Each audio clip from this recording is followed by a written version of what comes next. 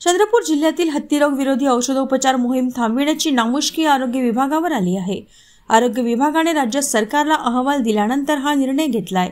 10 ते 20 फेब्रुवारी दरम्यान सुमारे 11,94,000 नागरिकांना घरोघरी जाऊन गोळ्या वितरित करण्यात येणार होत्या। मात्र मोहीम सुरू होताच नागरिकांना गोळ्या देतेवेळी पाकिटातून गोळ्या काढताना त्या तुटू लागल्याने दर्जाबाबत शंका येऊ लागली। त्यामुळेच ही संपूर्ण मोहीम तातडीने थांबविण्यात आली आहे। राज्यातील सर्वाधिक 9,000वर रुग्ण एकट्या चंद्रपूर जिल्ह्यात असल्याने सार्वत्रिक औषधोपचार मोहीम रखडली आहे। 10 फेब्रुवारी 2025 पासून सार्वत्रिक औषधोपचार मोहीम हत्तीरोग बाबत सुरू करण्यात आली होती।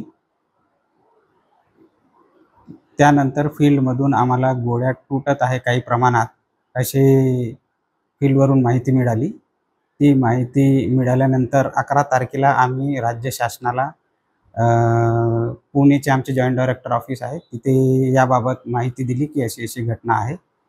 तर त्यांनी मग आणि जे आरोग्य अधिकारी आमचे डॉक्टर कटारे जिल्हा आरोग्य अधिकारी यांनाही सूचना दिल्या। त्यानंतर त्यांनी मला 12 तारखेला परत अशी सूचना दिली की आणखी म्हणजे कोणत्या बॅचच्या आहेत ते पूर्ण तपासून सांगा।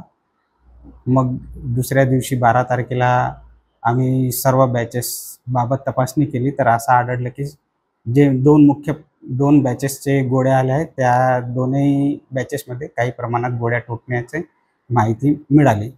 तर ती माहिती आम्ही आमच्या जॉईंट डायरेक्टर ऑफिसला कळवली आणि त्यांनी मग आम्हाला 13 तारखेला सकाळी निरोप दिला की ही मोहीम थांबवा।